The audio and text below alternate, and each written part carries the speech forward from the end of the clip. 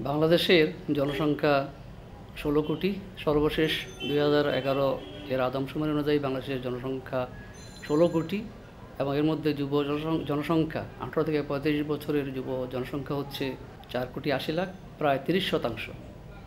আমাদের এই বিরাট যুব জনগোষ্ঠীকে নিয়ে আমরা কাজ করছি। যুব উন্নয়ন অধিদপ্তর ১৯৮১ সনে যুব উন্নয়ন অধিদপ্তরের প্রতিষ্ঠা হয় এবং প্রতিষ্ঠা লগ্ন থেকে যুব উন্নয়ন অধিদপ্তর যুবদের প্রশিক্ষণ দিচ্ছে, ঋণ দিচ্ছে তাদেরকে আত্মকর্মী করার জন্য।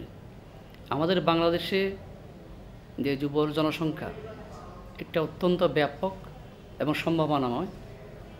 আমাদের প্রতি বছর হিসেব মতে প্রায় ২২ লাখ যুব শ্রমবাজারে প্রবেশ করছে। এর মধ্যে সরকারি বেসরকারি হিসাব মিলিয়ে ১০ থেকে ১২ লাখ লোকের কর্মসংস্থান হয়, বাকি প্রায় ১০ লাখ লোক কর্মসংস্থানের আওতার বাইরে থেকে যায়। আমাদের কাজ হচ্ছে যারা কর্মসংস্থান পাচ্ছে না, চাকরি পাচ্ছে না, তাদেরকে আত্মকর্মী করে তোলা। কিভাবে আমরা আত্মকর্মী করি? প্রশিক্ষণ দেই এবং ঋণ দেই। প্রশিক্ষণ এবং ঋণের মাধ্যমে তারা আত্মকর্মী হয় এবং অনেকে আত্মকর্মী থেকে উদ্যোক্তায় পরিণত হয়।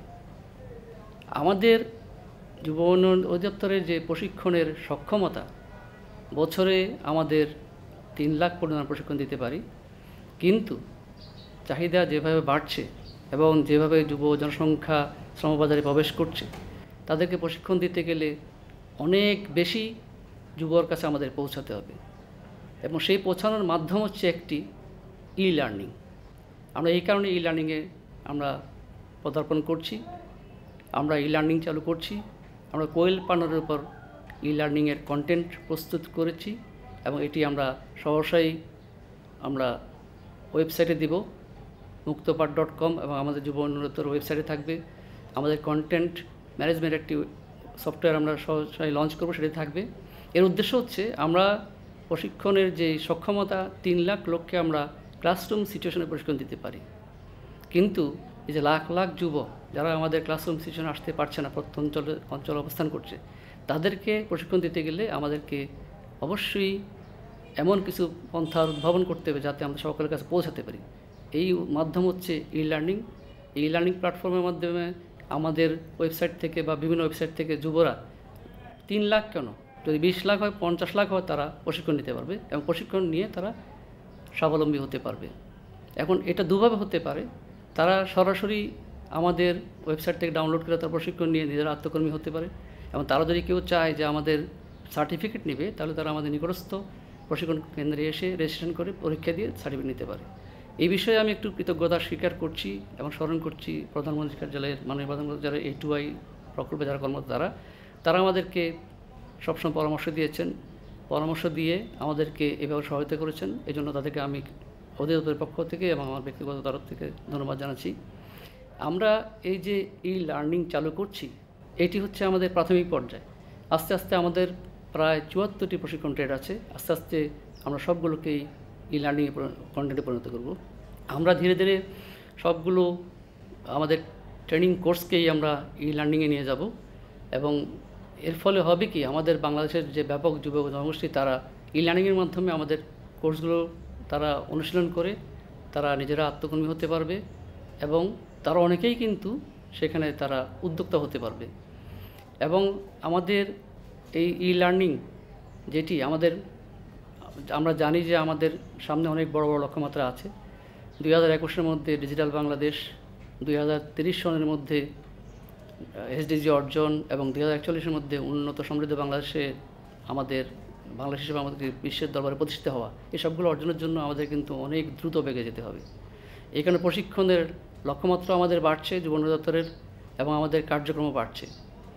আমরা এইসব যে ট্রেনিং কোর্সগুলো করছি, আমরা আশা করি ভবিষ্যতে কিন্তু আমরা অনলাইনও যাব। আমরা যে প্রশিক্ষণ চালু করছি এটা ই-লার্নিং, এটা অফলাইন। এখন যে অফলাইনে আমাদের যুবরা বিভিন্নখান থেকে গিয়ে আমাদের কোর্সকে তারা ডাউনলোড করে তারা পড়ালেখা করবে, কিন্তু আমরা অনলাইনেও যাব এবং অনলাইনে গেলে আমাদের সরাসরি ব্রিক অ্যান্ড মর্টার সিস্টেম যেটাকে বলে, ক্লাসরুম সিচুয়েশনের মধ্যে তারা প্রশিক্ষণ নিতে পারবে। আমি এই সুযোগে যুবদের কাছে একটি আহ্বান জানাবো, এই যুবদের মধ্যে কিন্তু অনেক সম্ভাবনা আছে। শুধু হতাশ হলে হবে না, চাকরি পাইনি, কর্মসংস্থান হয়নি, এই কারণে হতাশ না হয়ে সম্ভাবনার অনেক অনেক বিষয় আছে। এই কোয়েল পালন কিন্তু একটা অত্যন্ত সম্ভাবনার দিক। আমার জানা মতে বাংলাদেশের অনেক যুবক কোয়েল পালন করে আত্মকর্মী নয়, স্বাবলম্বী নয়, উদ্যোক্তা হয়েছে।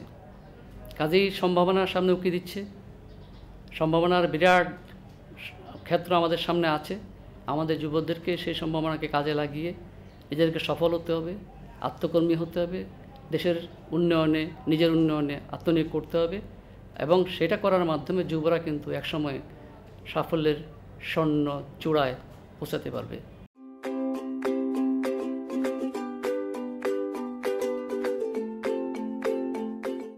দেশের সম্ভাবনাময় বিশাল যুব জনগোষ্ঠীকে সহজে বৃত্তিমূলক প্রশিক্ষণ কার্যক্রমের আওতায় এনে যুবক এবং যুব নারীদের জীবন মান উন্নয়নের জন্য যুব উন্নয়ন অধিদপ্তর প্রশিক্ষণ কার্যক্রম শুরু করেছে।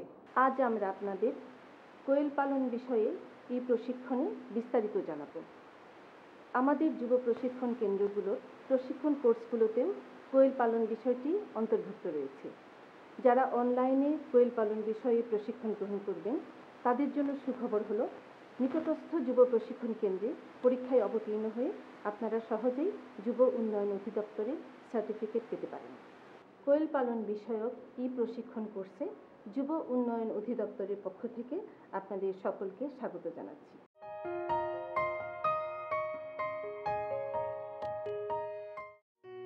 কোয়েল একটি ছোট্ট পাখি।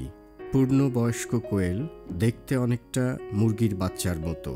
কোয়েল পালন যেমন সহজ, তেমনি কোয়েলের মাংস ও ডিম দুটোই পুষ্টিকর ও সুস্বাদু। ফলে অনেকেই কোয়েল পালন করে আর্থিকভাবে লাভবান হচ্ছেন।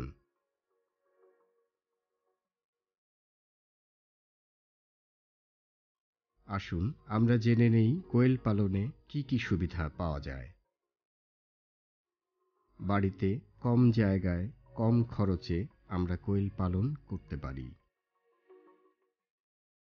কোয়েল একদিকে যেমন প্রতিদিনের খাবারে আমিষের চাহিদা পূরণ করতে পারে, তেমনি বাণিজ্যিকভাবে কোয়েল ও কোয়েলের ডিম বিক্রি করে আর্থিকভাবে লাভবান হওয়া যায়। কোয়েলের খামার পরিবেশ বান্ধব। কোয়েলের রোগ ব্যাধি খুবই কম এবং খামারে দুর্গন্ধ নেই বললেই চলে।